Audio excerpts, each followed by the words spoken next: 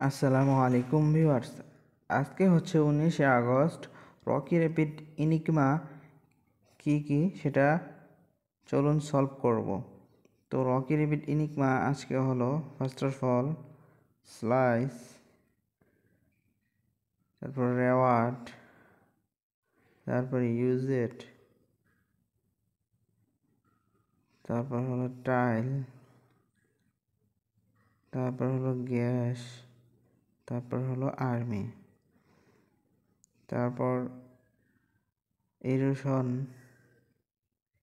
chief,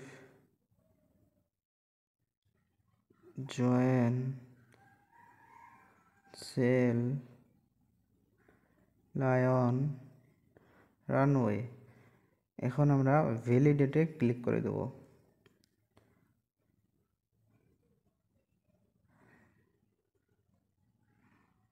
sorry,